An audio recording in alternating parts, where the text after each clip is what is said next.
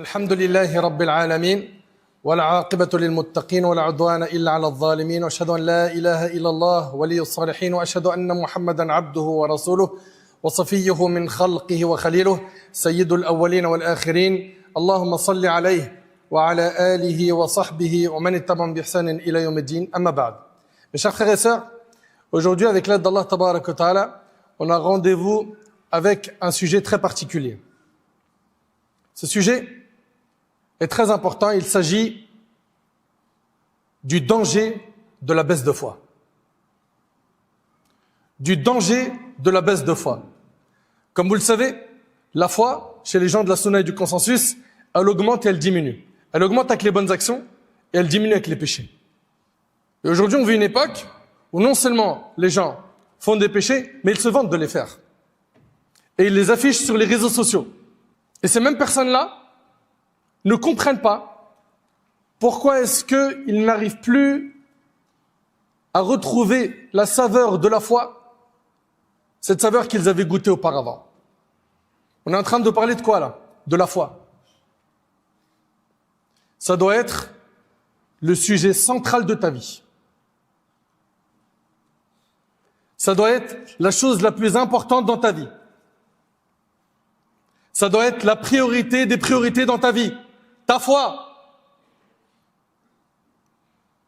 Car tu l'as aujourd'hui, demain tu peux la perdre. Vous avez vu quand une personne se convertit à l'islam,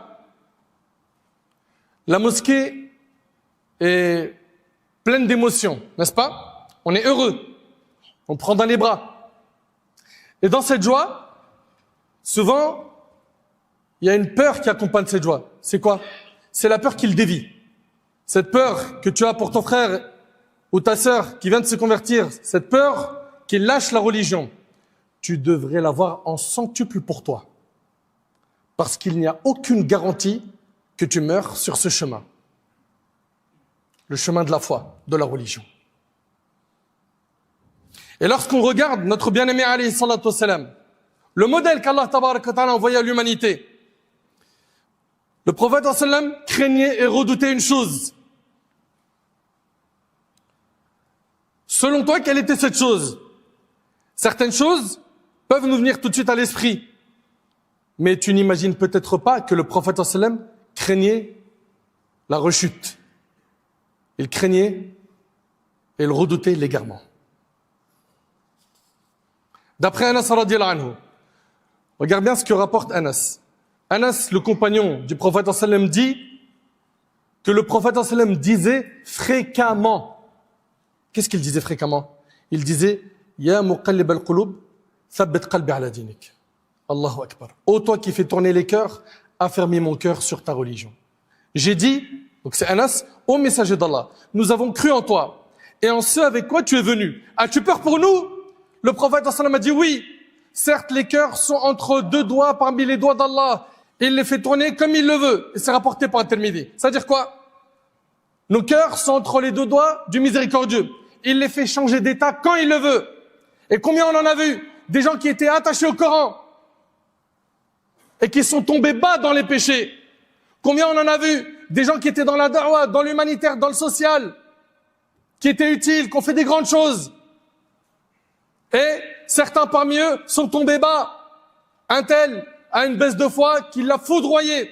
Il s'est retrouvé à lâcher la pratique religieuse. Un autre qui a apostasié. Une autre qui a enlevé son hijab. Et c'est pas elle l'a enlevé simplement. Elle l'enlève et elle en fait une vidéo. Mais elle ne sait pas qu'à travers cette vidéo, elle qui était prise pour modèle, eh ben, il y a des gens qui pensent maintenant à faire comme elle. Le prophète alayhi salatu wassalam, notre bien-aimé, il jurait le plus souvent, comme cela est rapporté par le Bukhari, en disant La wa muqallib al-qulub. Il disait non par celui qui tourne les cœurs. Non par celui qui tourne les cœurs. Pour montrer notre dépendance envers lui et enseigner que personne n'est à l'abri des épreuves, quel que soit son niveau de chance. N'importe quelle épreuve qui te touche, qui touche le matériel ou ta santé, elle est surmontable. L'épreuve la plus difficile, c'est celle qui touche ta foi. Car si tu perds ta foi, tu as tout perdu. L'argent, tu l'as perdu, c'est pas grave. Peut-être que des occasions se présenteront et tu auras de nouveau de l'argent. Tu as perdu la santé, peut-être que tu vas la retrouver. Et si tu ne la retrouves pas, c'est des récompenses sur Al-Qiyam. Mais si tu perds ta foi, tu as tout perdu. Combien d'hommes et de femmes qui vivaient autrefois dans la droiture, ils étaient attachés au Coran, ils étaient attachés à la prière, à la fréquentation des pieux, ils goûtaient à la sérénité de la foi, à la douceur de l'obéissance. Leur cœur était apaisé, leur visage illuminé, leur vie structurée autour des actes d'adoration, des assemblées de sciences et des bonnes œuvres. Mais peu à peu, sans s'en rendre compte, des relâchements se sont installés. D'abord, ça a commencé par quoi? Par le fait de détacher le lien avec le livre d'Allah. On ne l'écoute plus, on ne le lit plus, on ne le médite plus. C'est la première porte. Le détachement avec le livre d'Allah. Puis sont venus des manquements. L'ouverture des portes du haram. Il commence à regarder le haram. Et il a ouvert toutes les portes du haram. Elle a ouvert toutes les portes du haram. Puis progressivement, la prière elle a été mise de côté. On la faisait de manière bancale, plus de prière. Puis, cette personne-là s'est enfoncée sans savoir que le haram, t'exposera à de lourdes conséquences. Sur terre, sans compter dans l'au-delà. Ces gens-là, avec leur baisse de foi, qu'ils ont provoqué eux-mêmes, et c'est un point hyper important, c'est qu'Allah tabaraka ta'ala, il est juste. Il guide ceux qui cherchent la guider. Il guide ceux qui cherchent la guider. Et ceux qui s'égarent l'ont fait de leur propre chef. Ils ont voulu eux-mêmes l'égarement pour eux. Leurs cœurs se sont endurcis. La lumière qui apparaissait sur leur visage s'est éteinte. Et ils ont commencé à banaliser les péchés. Qu'Allah subhanahu wa ta'ala nous en préserve. Wallahi al-azim, mes frères. Wallahi, wallahi. Je le jure par Allah. On est en train de parler d'un sujet, il est hyper important. Ne te sens pas à l'abri. Non, il est en train de parler de quelqu'un d'autre. Ça m'arrivera jamais. Personne n'est à l'abri. On a connu des gens qui ont eu des baisses de foi terribles et se sont retrouvés à faire des choses atroces. Et wallah, je sais de quoi je parle. Tout cela à cause de négligences progressives qui ont fini par les éloigner complètement de la voie droite. Maintenant, voyons ce que la religion nous dit à ce sujet. Allah Azza wa Jalla nous dit أَفَتَتَّخِذُونَهُ وَذُرِّيَّتَهُ أَوْلِيَاءَ مِنْ دُونِي وَهُمْ لَكُمْ عَدُوٌّ بِئْسَ لِلظَّالِمِينَ بَدَلًا. Allah, en parlant du diable, il dit « Le prendrez-vous ainsi que sa descendance pour mettre en dehors de moi ?» Vous prenez le diable et sa descendance pour mettre en dehors de moi, nous dit Allah.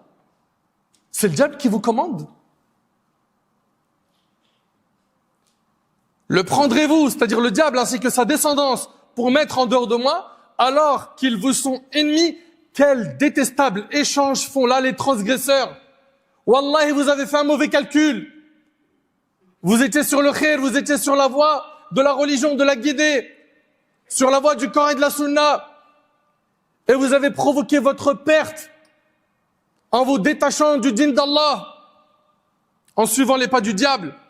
Le livre d'Allah a sévèrement blâmé ceux qui chutent et dévient après avoir été guidés en annonçant leur perte.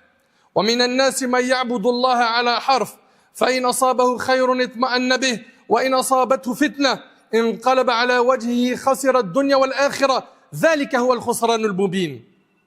Allah Ta'ala dit, il est des hommes qui adorent Allah de manière conditionnelle et hésitante. Ils adorent Allah de manière conditionnelle et hésitante. Si un bien mondain lui arrive, il s'en rassure. Mais s'il est frappé par la moindre épreuve, il se détourne de la religion d'Allah. Il se détourne de la religion d'Allah, perdant ainsi ce bas monde et l'au-delà. Telle est la perte manifeste. Et en montrant cela, ils sont en train de faire quoi en fait? Suivre les pas du diable. Suivre les pas du diable.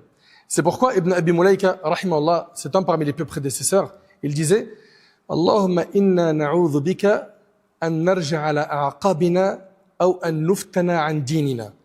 Il disait, oh Allah, nous cherchons refuge auprès de toi contre le fait de revenir sur nos pas ou d'être éprouvés dans notre religion. C'est la pire des épreuves.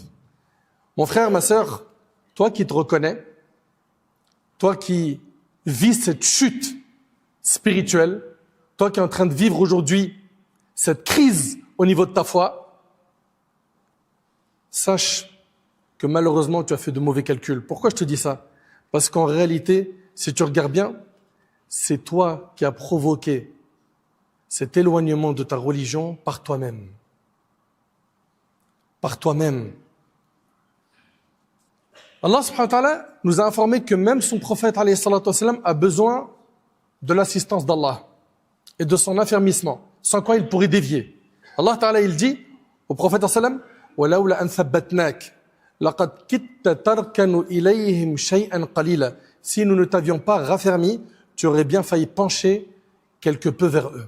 Subhanallah, Cheikh Saadi il dit, si telle fut la condition du prophète sallam, qui est la plus parfaite des créatures, alors que dire de tout autre en dehors de lui? On a tous besoin qu'Allah y raffermisse notre cœur sur sa religion. Tous. Et pour cela, il faut multiplier les invocations. Demander à Allah subhanahu wa ta'ala de nous garder sur le droit chemin. Celui qui rechute aux musulmans ne fait en réalité que se nuire à lui-même. Et ton Seigneur n'est injuste envers aucun de ses serviteurs. Allah ta'ala dit وَمَا كَانَ اللَّهُ لِيُضِلَّ قَوْمًا بَعْدَ إِذْ هَدَاهُمْ حَتَّى يُبَيِّنَ لَهُمْ مَا يَتَّقُونَ إِنَّ اللَّهَ بِكُلِّ شَيْءٍ عَلِيمٌ. Allah n'égare pas un peuple après l'avoir guidé, avant de lui exposer clairement ce dont il doit se prémunir. Allah est omniscient. Le fait que l'homme dévie est une cause pour qu'Allah détourne son cœur. Allah Ta'ala dit فَلَمَّا زَاغُوا أَزَاغَ اللَّهُ قُلُوبَهُمْ وَاللَّهُ لَا يَهْدِي الْقَوْمَ الْفَاسِقِينَ. Lorsqu'ils s'écartèrent sciemment de la vérité, Allah fit dévier leur cœur, car Allah ne guide pas les dévoyés. Subhanallah. Faut pas faire preuve d'orgueil. C'est quoi l'orgueil? Le prophète il a dit Al-Kibr, batarul haq wa ghamtun nas. C'est le fait de refuser la vérité et de mépriser les gens. Accepte la vérité. Le problème, c'est que certains, pourquoi ils ont pris l'autoroute des péchés?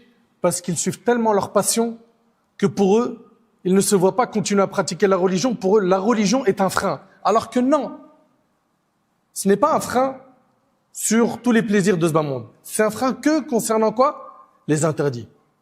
Et ce qu'Allah subhanahu wa ta'ala interdit, wallahi, c'est pour ton bien. Mais le problème, c'est que les cœurs ont été scellés. Par quoi? Par l'accumulation des péchés. Par le fait de les minimiser. Allah tabaraka wa ta'ala dit Kalla bal rana ala qulubihim. Il n'en est pas tel qu'ils le prétendent. Ce sont plutôt leurs cœurs qui ont été recouverts par les péchés qu'ils ont commis. La rechute aux musulmans est un chemin dangereux que l'homme emprunte par lui-même, car Allah n'est pas injuste. Elle survient lorsque la foi faiblit, alors que celle-ci est une protection. La foi est une protection contre les passions et les ambiguïtés. Multiplier les actes d'obéissance permet d'avoir une foi qui est maintenue. Multiplier les péchés détruit la foi. La rechute aux musulmans est aussi le fruit amer de la banalisation des péchés et des désobéissances. Le prophète sallam dans le hadith rapporté par Tabarani a dit « Prenez garde aux péchés que l'on considère comme insignifiants, car ils s'accumulent jusqu'à entraîner la perte de celui qui les commet. » La banalisation des péchés est une cause de perte. Elle éloigne du repentir et ouvre la porte de la rechute.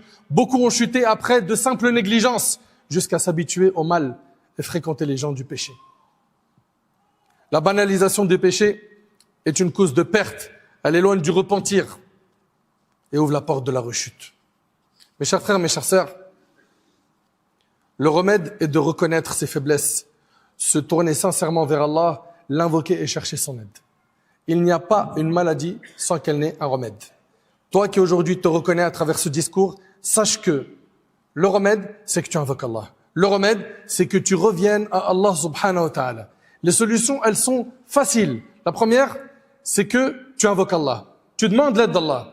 Comme dans le hadith, Allahumma a'inni ala dhikrika wa shukrika wa husni ibadatika. Allah, aide-moi à t'évoquer, à te remercier et à bien t'adorer. Demande-lui l'aide. Demande-lui l'assistance. Demande-lui le secours. Également, il va falloir que tu nettoies ton entourage. Ta fréquentation, elle ressemble à quoi? Est-ce que autour de toi, tu as des gens qui se concurrencent dans le bien, qui sont très hauts dans la pratique religieuse? Si c'est le cas, alhamdulillah, tu es sur la bonne voie. Dans le cas contraire, il faut que tu nettoies cette fréquentation, car elle est nocive. Elle est nocive. Également, la science. Plus tu vas connaître Allah, plus tu vas avoir de la pudeur de lui désobéir. Apprends à connaître Allah, akhi. Ma sœur, apprends à connaître Allah. Étudie les noms d'Allah. Apprends la croyance. Également, il y a ce qu'on appelle jihadun nafs. L'effort que tu vas faire contre ton ego. Aujourd'hui, ça va être difficile de faire certaines pratiques. Mais à force de faire l'effort, Allah va t'aider. Rapproche-toi d'Allah. Allah t'ouvrira les portes qui mènent à lui. Allah Ta'ala dit « Walladhina jahadu fina lanahdiyannahum subulana » Ceux qui font des efforts pour nous, nous les guiderons vers nos sentiers. Donc, il faut que tu fasses des efforts. Toi qui n'avais pas l'habitude de faire la salat, toi qui mangeais l'argent sale, toi qui avais des fréquentations illicites, ça commence par l'effort. Il faut que tu te prennes en main. Et ça doit être motivé par une volonté. Il faut que tu aies cette volonté ferme de changer et de t'éloigner des endroits des tentations. T'as une baisse de foi? Reviens vers Allah. Reviens vers Allah, invoque-le. Fréquente des bonnes personnes. Apprends ta religion. Change l'entourage. Fréquente de plus en plus la mosquée. Et fais pas ce que font les gens. Ils ont des baisses de foi, ils se confient à des mauvaises personnes. Physiquement ou virtuellement. Virtuellement, tu peux te retrouver à avoir des gens qui sont très durs et très méchants. Et au lieu que tu trouves un soutien et de l'aide pour revenir, ils vont peut-être t'enfoncer et confirmer ton choix d'égarement. Enfin, mon frère, ma sœur, ce sujet-là, Wallahi wa Rabbil Kaaba, il est d'une grande importance. Faites de votre foi un souci. Aujourd'hui, le souci de beaucoup de gens, c'est l'argent. Du matin au soir, il regarde son application, ce qui est rentré, ce qui est sorti, les prochaines dépenses. Demain, il y a un prélèvement qui va arriver, etc. Non. Il faut donc que la foi soit ton objectif principal. J'implore Allah subhanahu wa ta'ala d'augmenter notre foi. Qu'Allah tabarak wa ta'ala nous pardonne nos manquements. Qu'Allah subhanahu wa ta'ala nous guide sur le droit chemin. Qu'Allah subhanahu wa ta'ala fortifie notre foi. Qu'Allah tabarak wa ta'ala améliore notre situation. Sallallahu tabarak wa ta'ala an yanfa'ani bima qultu wa yanfa'akum bima sami'tum.